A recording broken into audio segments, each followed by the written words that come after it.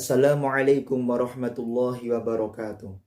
Alhamdulillahil barril jawad alladhi jallat ni'amuhu anil iswa'i bil a'dad al-manni bil lutfi wal irsyad al-hadi ila sabili rasyad. Allahumma sholli ala sayyidina Muhammad wa ala alihi huril kiramil bararah wa sahbihi muntakhabin al-khiyar amma ba'dah.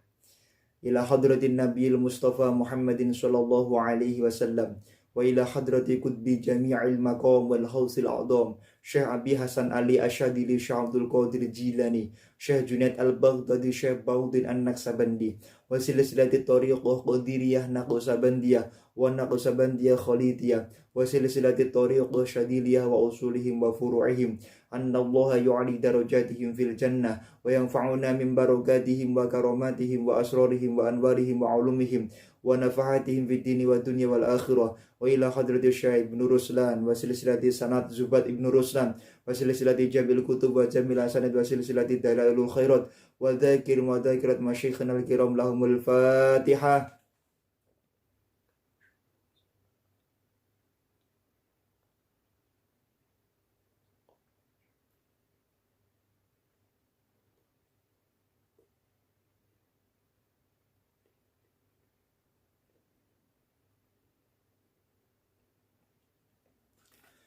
Bismillahirrahmanirrahim. Mari kita lanjutkan pengajian kitab Zubat pada hari ini pada Nadam 72.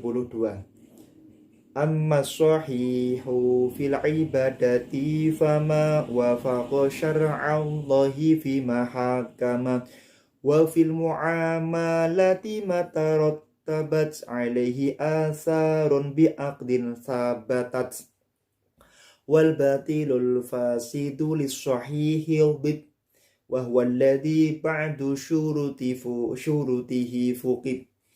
Bismillahirrahmanirrahim. Qala al-muallifu rahimahullah wa nafa'ana bihi wa bi'ulumihi wa amiddana bil asrarihi amin.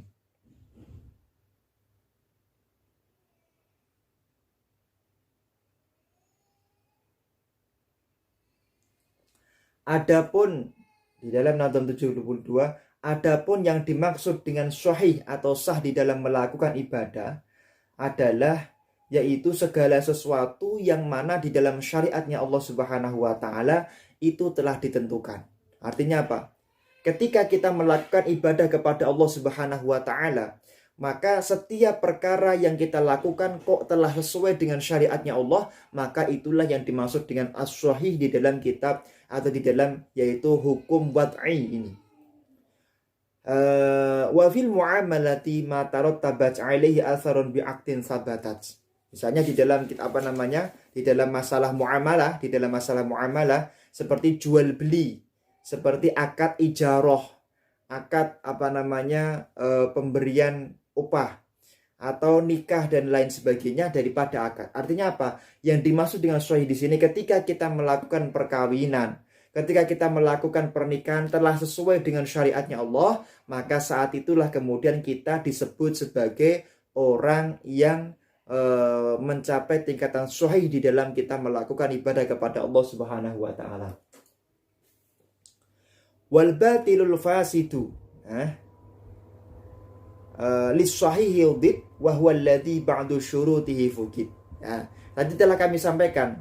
Jadi kalau kita ingin dianggap sahih di dalam melakukan ibadah, ya syarat rukunnya harus kita ketahui.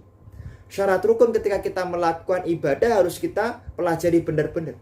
Kalau kita tidak pelajari, maka tidak sah, sehingga hukum yang timbul itu adalah yaitu hukum batil.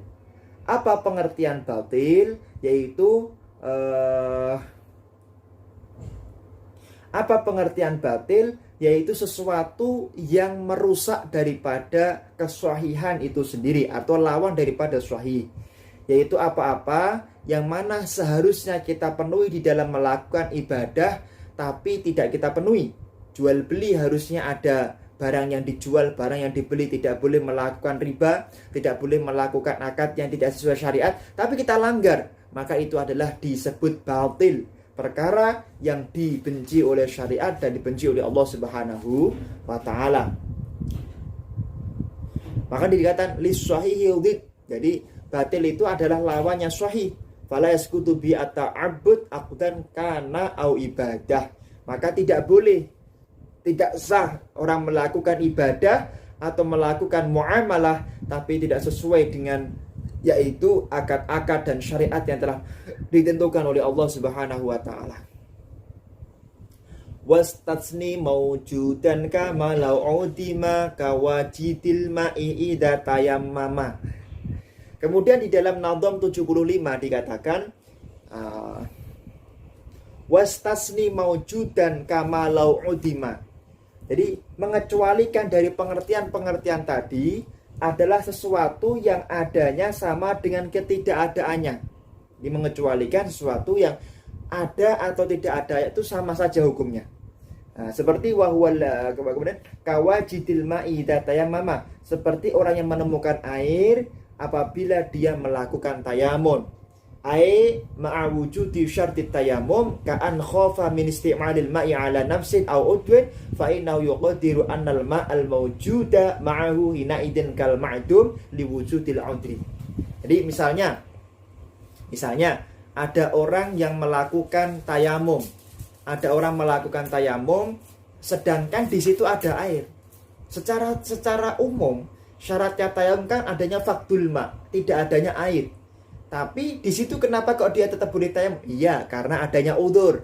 Misalnya apa? Yaitu istimalu ala nafsin au udwin ay ka'an khafa min istimalil ma'i ala nafsin au udwin. Yaitu apa? Karena orang tersebut itu punya penyakit, akan menjadi ta'akhur syifa atau ziyadatul alam atau mungkin wujudu syai'in fahis, adanya penyakit baru yang akan timbul atau adanya luka yang akan kelihatan gara-gara menggunakan air, maka walaupun ada air karena dia sakit diperbolehkan untuk tetap bertayamum. Ini seperti itu. Wa minhu ma'dumun kamujudin musil kadiyatin turasu an syakhsin kutil. Kemudian di dalam kitab ini dikatakan bahwa minhu ay wa minal mustasna aidan min dhabitil batil ma'dumu kawujudin ay ma'dumun utiya ke hukmul wujud. Dikatakan di dalam mawujud dikatakan di dalam kitab ini mengecualikan juga di dalam masalah sahih dan batil, yaitu masalah batil yaitu sesuatu yang tidak adanya sama dengan adanya. Ora onone podo karo kali onone. Nah, seperti apa? Seperti denda atau diat yang diwarisi dari orang yang terbunuh. Nah, fa innahu yuqaddiru wujuduha halal qatli wa dukhuluha fi mulkil maurus fi akhir juz'in min hayati hatta tuqda minha diwanuhu ma'annaha ma'dumatun hina taqdir al-madhkur. Jadi diat atau denda itu yang diwarisi dari orang yang terbunuh, maka adanya atau tidak adanya itu tidak ada pengaruhnya. Artinya apa? Tidak bisa dilaksanakan atau tidak bisa dikerjakan. Kenapa? Karena adanya dan tidak adanya itu sama saja di dalam syariatnya Allah Subhanahu wa ta'ala. Artinya di dalam ilmu fikih itu sama saja seperti itu. Oke. Maka setelah kita mempelajari daripada mulai dari Nadham 1 sampai Nadham 76, maka kita mendapatkan satu keilmuan, satu pengertian, satu kesimpulan tentang pentingnya belajar ilmu fikih dan pentingnya belajar ilmu tentang tasawuf, pentingnya belajar ilmu halal dan haram, pentingnya belajar ilmu yang bisa mengantarkan dan mengenalkan kita kepada Allah Subhanahu wa taala. Nah, maka selain kita nanti belajar ilmu ilmu fikih, kita juga perlu belajar ilmu tasawuf, belajar ilmu yang mengajarkan kepada kita dan memperkenalkan kepada kita halal dan haram. Maka dikatakan di dalam kitab Kifayatul Azkiya, innat thariqa syari'atun wa thariqatun wa haqiqatun fasma'laha ma musilah. Sesungguhnya jalan untuk bisa sukses kepada Allah adalah yaitu syariat, thariqat dan hakikat. Syariat, thariqat dan hakikat. Maka barang siap maka fa syari'atun kasafinatin wa tariqatun kal bahri summa haqiqatun turun wala. Syariat itu ibarat perahu, tarekat itu ibarat samudra, dan hakikat itu ibarat mutiara, yang mana hal tersebut tak ternilai harganya. Hal tersebut sesuatu yang harus kita lakukan dan harus kita kerjakan. Kalau kita tidak melakukan, kalau kita tidak melaksanakan syariatnya Allah, maka perbuatan tersebut adalah perbuatan yang dibenci oleh Allah Subhanahu wa taala. Tidak ada wali, tidak benar ada orang yang mengaku wali tapi dia tidak menjalankan syariatnya Allah Subhanahu wa taala. Karena setiap walinya Allah pasti dia menjalankan syariatnya Allah Subhanahu wa taala. Maka di dalam kitab ini dikatakan fa syari'atun akhdun bidainil khaliqi wa qiyamuhu bil amri wan nahyin jala. Dikatakan syariat itu apa? Syariat itu adalah berpegang teguh pada agamanya Allah yang menciptakan makhluknya Allah, melakukan perintahnya dan menjauhi larangan Allah Subhanahu wa taala. Itu adalah pengertian syariat. Maka dengan kita belajar kitab Zubat, dengan kita belajar kitab Ifadatus Sada ini, ada harapan semoga kita semakin didekatkan dengan Allah, diridhai oleh Allah, dan kita menjadi orang yang mulia dunia akhirat, yaitu mendapatkan rahmat dan ridho dari Allah Subhanahu wa taala. Wa tariqatun akhdun bi ahwatin kal wara. Tapi artinya kalau orang sudah belajar fikih, bukan berarti dia tidak belajar yang lain.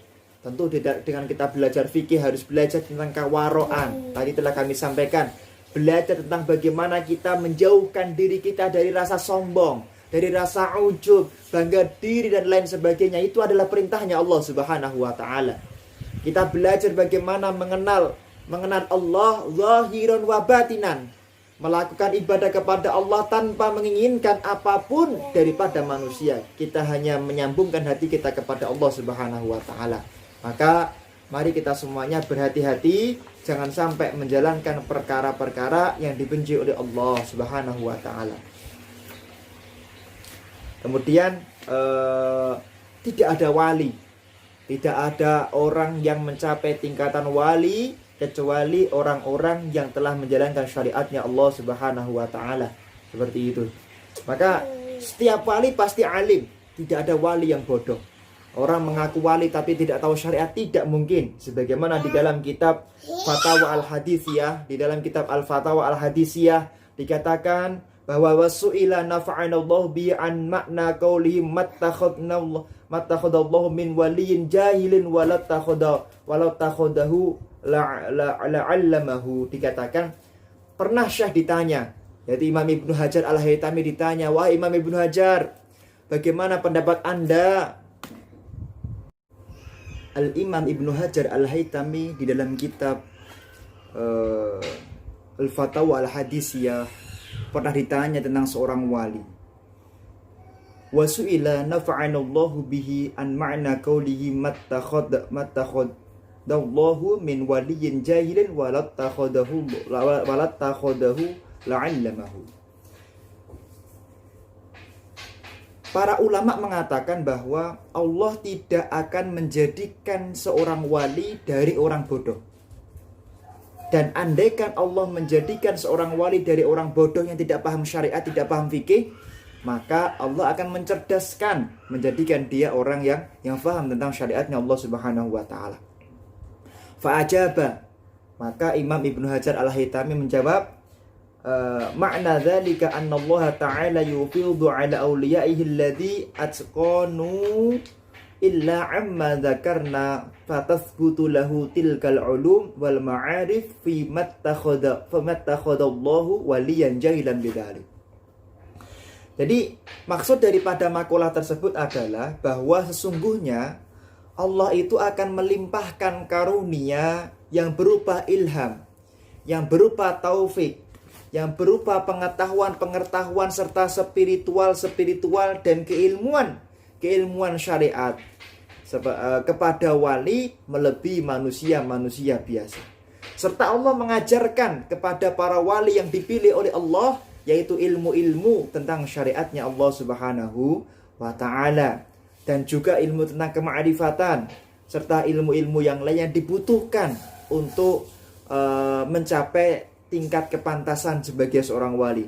Walau furidu annahu takhadahu ay ahalahu ila ayyasira min awliyaih la'allamahu ay la'alhamahu minal ma'arif ma yalhaqu bihi ghairuh. Andaikan Allah Subhanahu wa taala menjadikan atau memberikan derajat kepada kepada seseorang untuk mencapai derajat kewalian, maka Allah akan mengajarkan ilmu-ilmu dan pengetahuan baik ilmu syariat, ma'rifat, thariqah kepada wali tersebut sehingga dia akan menyamai daripada yang lain. Fal muradu al jahil bil ulumil wahbiyah wal ahwal al khafiyah lal jahlu bima badil ulumil zahirah mimma yajibu alaihi ta'allumu.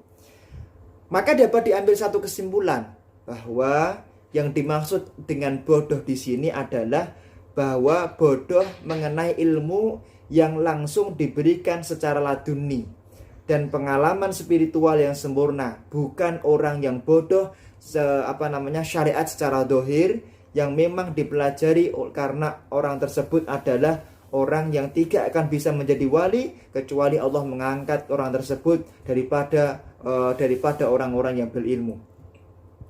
Fa inna hadza la yakunu waliyan wa la yuradu lil wilayah madama ala jahlihi bidzalik. Maka tidak akan bisa menjadi seorang wali selama dia masih dalam keadaan bodoh. Maka ya seorang wali tidak ada yang bodoh. Wali itu pasti alim di mata Allah Subhanahu wa taala. Bal idza aradallahu wilayatuhu alhamahu ta'alluma ma yajibu alaihi li'annahu la yumkinul ilhamu fi. Namun ketika Allah Subhanahu wa taala menghendaki seseorang untuk menjadi wali, niscaya akan diberikan hasrat untuk mau mempelajari ilmu-ilmu zahir, semangat untuk mempelajari ilmu-ilmu zahir, karena yang namanya ilmu syariat tidak bisa diajarkan melalui ilham. Fa idza ta'allamahu wa atqana ibadatahu afadu alaihi min ulumi ghaibatin ma la yudraku bikasbin wala ijtihadin. Dan ketika ia mempelajari ilmu zahir, memperkuat amal ibadahnya, maka akan mendapatkan limpahan ilmu gaib ya, yang tidak dapat didapatkan dengan hanya kesungguhan saja. Artinya apa? Orang kalau istiqomah mempelajari ilmu syariat, semangat mempelajari ilmu syariat, semangat mempelajari ilmunya Allah Subhanahu wa taala, ilmu fikih, maka ilmu-ilmu yang lain seperti ilmu gaib akan dia dapatkan, ilmu ma'rifat akan dia berikan. Maka kami mengajak kepada kita semuanya, mari kita bersihkan hati kita, kita perbaiki niat kita, kita tata semangat hidup kita untuk bersungguh-sungguh menjalankan perintahnya Allah Subhanahu wa taala. Wa bima taqarrara ulima anna ilma syara'i la yudraku illa bi ta'lim al-hissi. Maka dengan keterangan di atas, maka bisa kita ambil kesimpulan bahwa ilmu syariat itu tidak bisa diperoleh kecuali dengan pendidikan yang nyata. Maka tidak benar ada wali tidak sholat, ada orang mengaku wali tidak mau melakukan zakat, ada orang mengaku wali tidak melakukan puasa. Mereka pasti melakukan itu semuanya dan mungkin kita tidak mengetahuinya. Seperti itu. Maka mari kita semuanya berusaha secara sungguh-sungguh. Insya Allah mulai minggu depan kita akan mulai pada bab baru, yaitu bab toharoh dan seterusnya. Semoga pengajian kitab Zubat ini benar-benar diridhai oleh Allah dan kita bisa ngaji sampai khatam, dipanjangkan umur daripada guru-guru kita bertemu di sini dan kelak kita bertemu di surganya Allah Subhanahu wa taala. Ala hadhihi niyyah wa likulli niyatin shalih ala man wa sallallahu shalih. Al-Fatihah.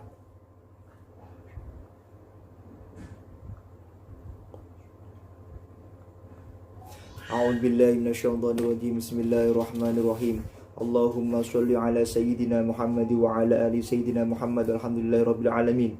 Allahumma ya man huwa fi 'uluwihi kainun, ya man huwa fi 'ilmihi muhitun, ya man huwa fi 'izzihi latifun, ya man huwa fi lutfihi syarifun, ya man huwa fi fi'lihi hamidun, ya man huwa fi dhatihi qadimun, ya man huwa fi majdihi munirun, ya man huwa fi 'ata'ihi katsirun, ya man huwa fi 'ata'ihi katsiran. Allahumma akrimna minka binuril fahmi wa akhrijna min dhulumatil wahmi warzuqna fahman nabiyyin wa hifdzal mursalin wa ilhamal malaikatil muqarrabin bi rahmatika ya arhamar rahimin. Rabbana hab lana min azwajina wa dhurriyyatina qurrata a'yun waj'alna lil muttaqina imama. Rabbana atina fid dunya hasanah wa fil akhirati hasanatan wa qina adzabannar. Wa sallallahu ala sayyidina Muhammadin nabiyil ummi wa ala alihi wa sahbihi wa baraka wa sallam. Subhana rabbika rabbil izzati amma yasifun wa salamun alal mursalin walhamdulillahi rabbil alamin. Al-Fatihah.